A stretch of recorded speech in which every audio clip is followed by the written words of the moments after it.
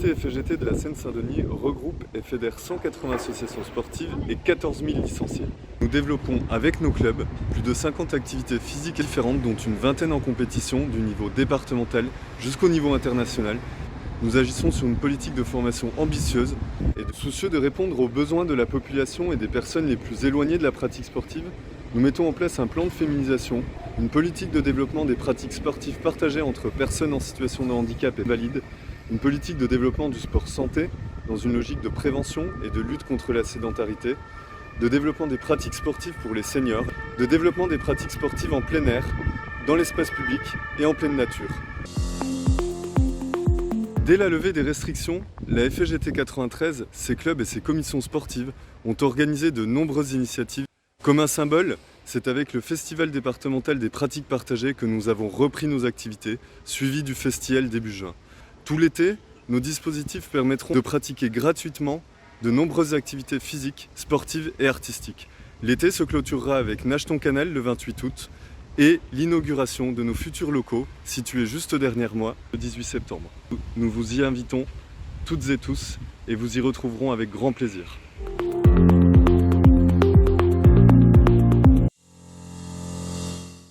Innovation majeure de la FGT apparue en 1990, les productions gymniques et artistiques, aussi appelées PGA, sont un mélange de différentes pratiques corporelles. On y retrouve de la gymnastique évidemment, mais aussi des acrobaties, du théâtre ou encore de la danse. Par l'originalité et la liberté de création qu'elles procurent, les productions gymniques et artistiques plaisent beaucoup et on compte environ 1500 pratiquants en Île-de-France, Provence, Alpes-Côte d'Azur, Occitanie, Bourgogne-Franche-Comté et dans le Grand Est. Les féminines, comme les jeunes, sont très fortement représentées dans les effectifs de la discipline, qui comporte également des personnes en situation de handicap.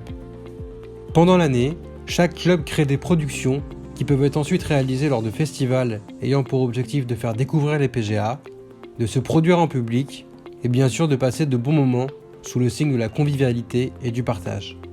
Mais de bons moments, il y en a autant lors des compétitions locales et également lors du traditionnel championnat fédéral de l'activité organisé en fin de saison. Se déroulant sous les yeux de nombreux spectateurs, cette épreuve réunit plusieurs centaines de participants de tous les âges et se dispute toujours dans une superbe ambiance.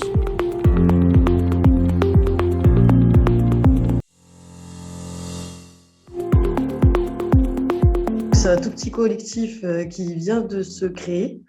C'est la boxe pour tous et toutes.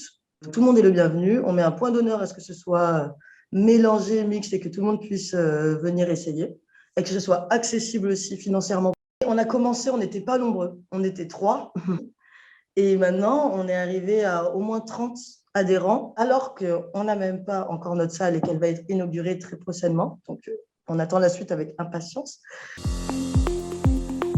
Le Covid, ça n'a pas été facile du tout.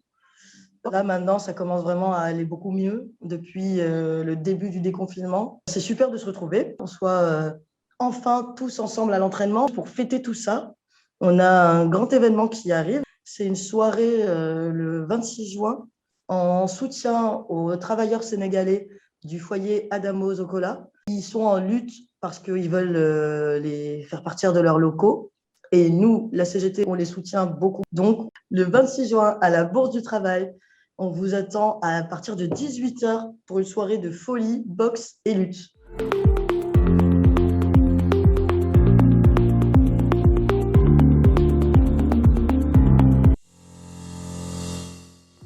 La FSGT est historiquement investie autour des problématiques de santé en direction des seniors.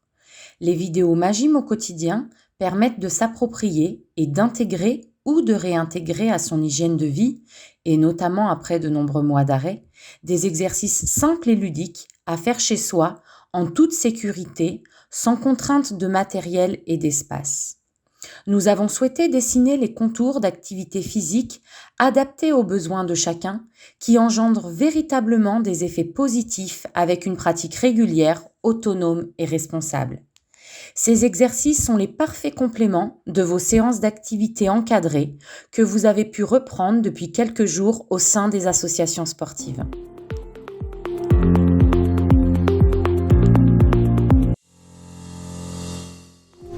En ce beau 17 juillet 1936, une partie de la délégation française pour l'Olympiada Popular, prévue du 19 au 26 juillet à Barcelone, part de la gare d'Austerlitz à Paris par train spécial.